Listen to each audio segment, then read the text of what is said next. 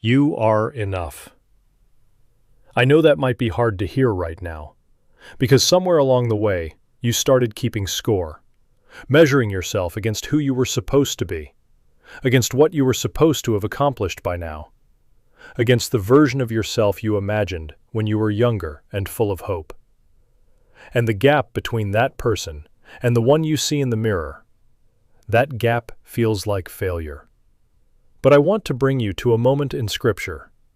Paul, writing from a prison cell, not from a pulpit, not from a place of comfort, but from chains.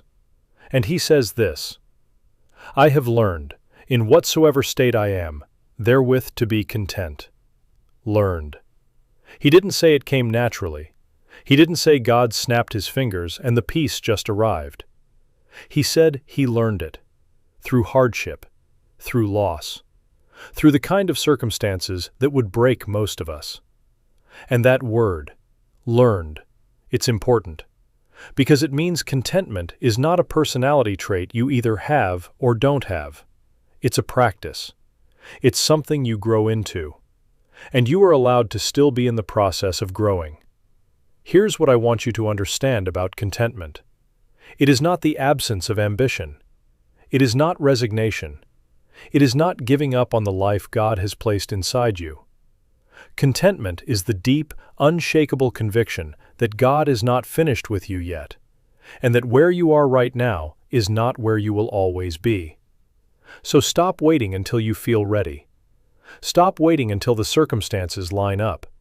Stop waiting until the version of yourself you imagined finally shows up. Because here's the truth. God does not call the qualified. He qualifies the called.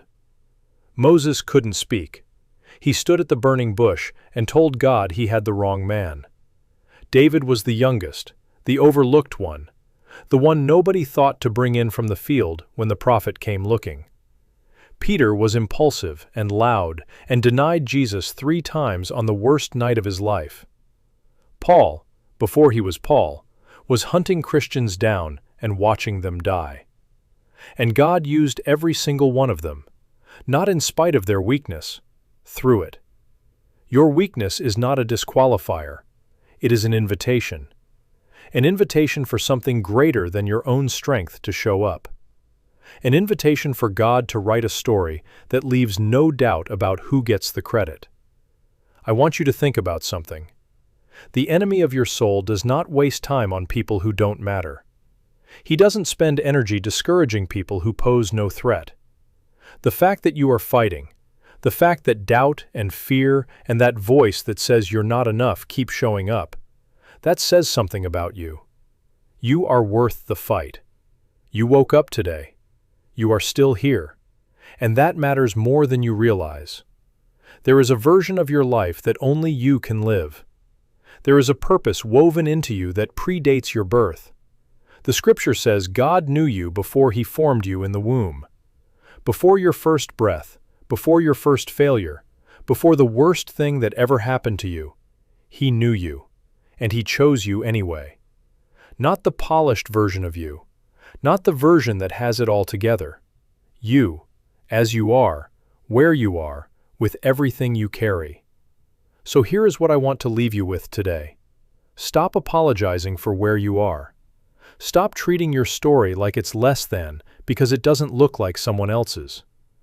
Your chapter 2 is not supposed to look like their chapter 10. Start where you are. Use what you have. Trust the one who called you.